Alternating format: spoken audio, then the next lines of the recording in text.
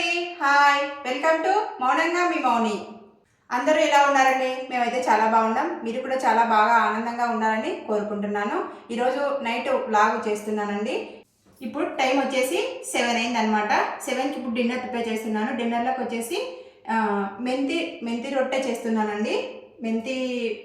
మెంతి ఆకును పేస్ట్లా చేసి మెంతి రొట్టె చేస్తున్నాను. అలాగనే మార్నింగ్ చేసిన మెంతి పప్పు ఉందండి. మార్నింగ్ చేసిన పప్పు ఉంది.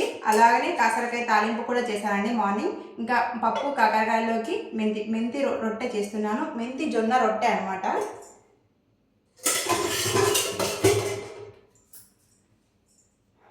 చాలా టేస్టీగా ఉంటుంది. అలాగనే ఎస్పెషల్లీ డయాబెటీస్ అలాగనే పిల్లలకు కూడా చాలా హెల్తీ రెసిపీ అనమాట జొన్న రొట్టె అనేది.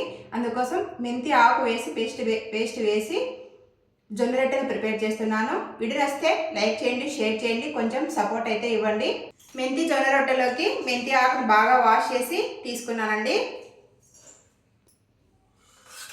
ఈ మెంతి ఆకు చిన్న మిక్సీ జార్లో వేయాలి ఫస్ట్.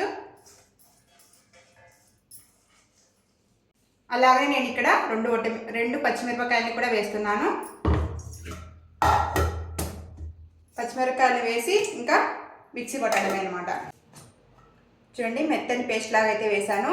కొద్దిగా ఉంది కాబట్టి నాకు ఇక్కడ అంత మెత్తగా అయితే పేస్ట్ లాగా కాలేదు. అక్కడక్కడ ఆకులు కనిపిస్తూ ఉంటాయన్నమాట. నేను ఇక్కడ పేస్ట్ని అయితే పట్టేసుకున్నాను. ఇప్పుడు జొన్న పిండిని ప్రిపేర్ చేసుకుందాం. ఇక నేను 4 రొట్టెలు చేస్తున్నానండి. అందుకోసం నేను ఇక్కడ 4 గుప్పెళ్ళ జొన్న పిండిని వేసుకుంటున్నాను. రుచికి సరిపడా సాల్ట్ వేసుకోవాలి. మెంతి పిండిని వేస్తున్నాను.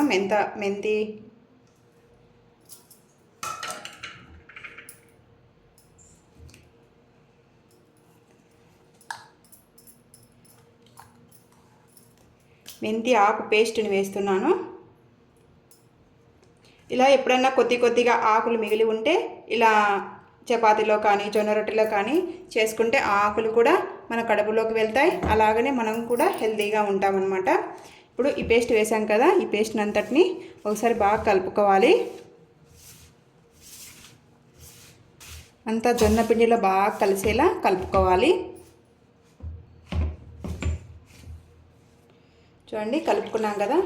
కొద్దిగా వాటర్ వేసుకుంటూ మనం ఇంకా జొన్న పిండిలాగా చేసుకోవాలన్నమాట.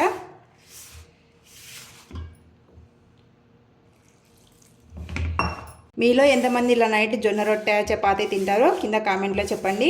ఇలా జొన్న రొట్టె కానీ చపాతీ కానీ తినడం వల్ల చాలా హెల్దీ. అలాగనే వెయిట్ లాస్లో ఉన్న వాళ్ళు కూడా ఇలా జొన్న రొట్టెలో ఇలా ఆకుకూరలు వేసుకొని తింటే కూడా చాలా మంచిది. ఇంకా జొన్నపిండిని అంతా కూడా కొద్దిగా వాటర్ వేసుకుంటూ మనము ఇలా ముద్దలాగా చేసుకోవాలి. ముద్దలాగా చేసుకున్న తర్వాత మనం ఒక చిన్న ముద్దలు చేసుకొని జొన్న రొట్టెలాగా ప్రిపేర్ చేసుకోవాలి. నేను ఇక్కడ జొన్న రొట్టె అనేది బట్ట మీద చేస్తున్నానండి. అంటే కొందరు పిండి మీద కూడా చేస్తూ ఉంటారు, కానీ నాకు పిండి మీద రాదనమాట. అందుకోసం నేను ఇలా ఒక క్లాత్ని తీసుకొని కర్చీఫ్ వాటిని వాటర్లో తడిపేసి ఇలా ముద్దలాగా చేసుకొని జొన్న రొట్టెను ప్రిపేర్ చేస్తూ ఉంటాను. ఈ జొన్న రొట్టె ప్రిపేర్ చేసేటప్పుడు కొద్దిగా వాటర్ అద్దుకుంటూ మనము ఈ జొన్న రొట్టె అనేది ఇలా వీడియోలో చూపిస్తున్నట్టుగా మనం ప్రిపేర్ చేసుకోవాలి. మనం చేత్తోనే ఇలా అంటూ ఉంటేనే అది మనకు జొన్న రొట్టెలాగా ఫామ్ అవుతుందండి. పిండిని ఈవెన్గా స్ప్రెడ్ చేసుకుంటూ మనం జొన్న రొట్టె అనేది ప్రిపేర్ చేసుకోవాలి. ఈ జొన్న రొట్టె ప్రిపేర్ చేయడం చాలా ఈజీ అండి. ఒకవేళ మీకు జొన్న రొట్టె చేసేది రాదు అనుకుంటే పిండి మీద చేసుకోవచ్చండి. పిండి మీద ఎలానో చెప్తాను వినండి. మనం పొడి పిండిని తీసుకొని ఫస్ట్ బండ మీద స్ప్రెడ్ చేసి తర్వాత మనం తడుపుకున్నటువంటి జొన్న పిండిని తీసుకొని ముద్దలాగా చేసుకొని వాటి మీద వేసేసి వాటిపైన కూడా పొడి పిండిని వేసేసి మనము రేకల కట్టెతో రుద్దుకోవచ్చు అనమాట, చపాతీ కట్టెతో. ఎవరికైనా ఇలా బట్ట మీద రాదనుకోండి, అలా ట్రై చేయండి. ఈజీ ప్రాసెస్గా ఉంటుంది. నేనైతే ఒకసారి ట్రై చేశాను, కాకపోతే నాకు దానికంటే ఇదే ఈజీగా ఉంటుందండి. ఎందుకంటే ఇది నేర్చుకున్నది కాబట్టి నాకు ఈజీగా ఉంది, అది నేర్చుకోలే కాబట్టి నాకు అది కష్టంగా ఉంది అనేసి నేను ఇలానే చేస్తూ ఉంటాను. ఒకవేళ మీకు రాదనుకోండి, అలా ఒకసారి ట్రై చేయండి.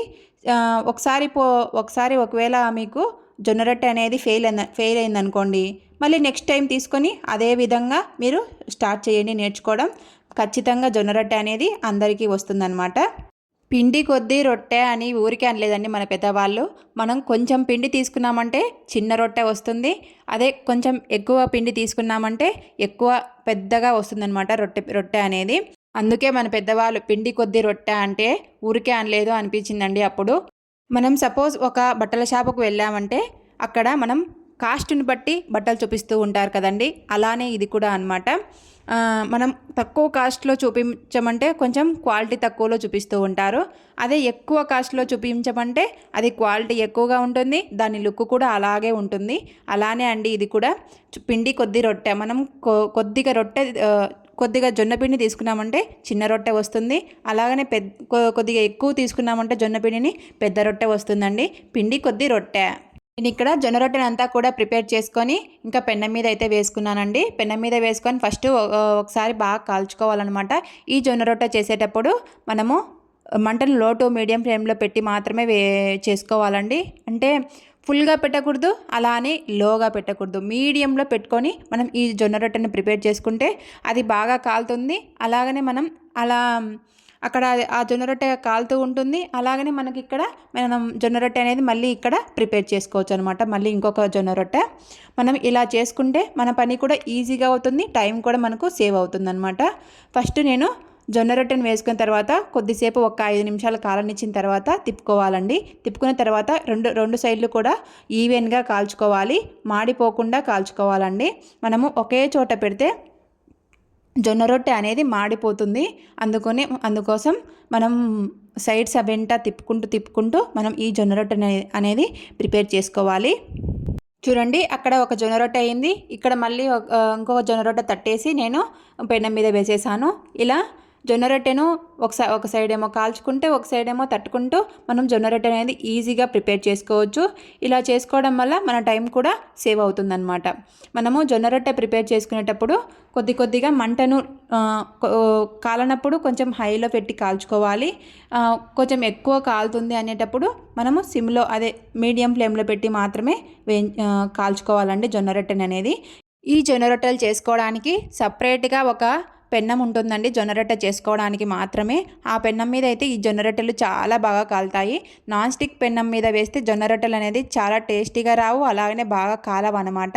నేను ఇక్కడ రెండో రొట్టెని కూడా నేను కాల్చుకొని రెడీ చేసుకుంటున్నాను. ఈ జొన్న రొట్టెలో మనము మెంతి ఆకుని వేసాం కదండి, మెంతి ఆకుకూరని. ఆ ఆకుకూర ఎక్కడైనా కనిపిస్తుందా?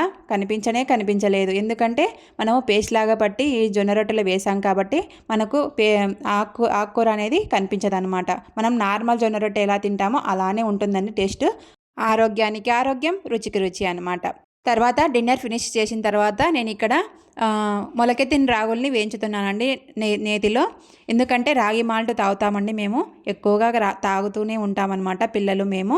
అందుకోసం రాగుల్ని తీసుకొని బాగా కడిగి వాటిని ఒక రోజంతా కూడా వాటర్లో నాననిచ్చి, అంటే డే టైంలో నైట్ టైంకి మనం రాగుల్ని ఒక క్లాత్లో వేసి గట్టిగా చుడితే మనకు మొలక కడతాయి. ఆ మొలకెత్తిన రాగుల్ని మనం ఇంట్లోనే ఫ్యాన్ కింద 2-3 డేస్ ఆరనిచ్చిన తర్వాత మనం ఇలా రాగులన్నింటిని తీసుకొని నేతిలో వేయించుకొని 2-3 టేబుల్ స్పూన్ నెయ్యిని తీసుకొని ఫస్ట్ ప్యాన్లో వేసుకోవాలి. అందులో మనము 2 పావుల రాగుల్ని తీసుకొని ఈ నేతిలో వేయించుకొని లో టు మీడియంలో ఫ్లేమ్లో పెట్టి మాత్రమే వేయించుకొని బాగా కలుపుతూ ఉండాలండి ఈ రాగుల్ని వేయించేటప్పుడు, లేదంటే మాడిపోతాయి అన్నమాట. నేను ఇక్కడ అన్ని రాగుల్ని వేయించుకొని పక్కన పెట్టేసుకుంటున్నాను. ఈ రాగులు వేయించేటప్పుడు మనము గ్యాస్ దగ్గర ఉండి మాత్రమే చేసుకోవాలి, లేదంటే మాడిపోతాయండి, టేస్ట్ బాగుండవు అనమాట అంతగా. తర్వాత నేను ఇక్కడ వాటిని వేయించుకున్న తర్వాత అందులోనే 2 టేబుల్ స్పూన్ల నెయ్యిని వేసుకొని అందులో కాజులను కూడా వేసుకొని బాగా దోరగా వేయించుకోవాలి. ఈ రాగి మాల్ట్ కోసం నేను ఇక్కడ కాజులను బాదం పప్పును కూడా వాడుతున్నానండి. ఎందుకంటే ఈ కాజులు బాదం పప్పులు కూడా మనకు ఆరోగ్యానికి మంచిది కాబట్టి ఈ కాజులను బాదం పప్పులను వాటిల్లోనే వేసుకొని మనకు మిల్లు పట్టించుకోవచ్చు.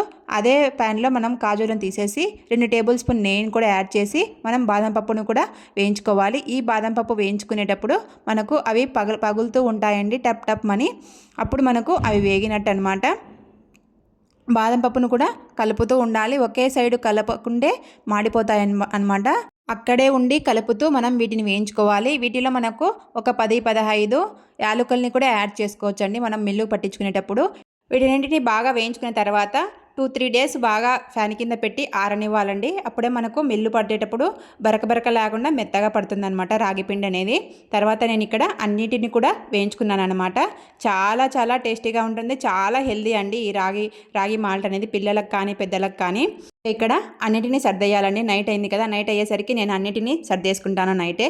వీడియో నచ్చితే లైక్ చేయండి, షేర్ చేయండి, కొంచెం మా ఛానల్కి అయితే సపోర్ట్ అయితే ఇవ్వండి.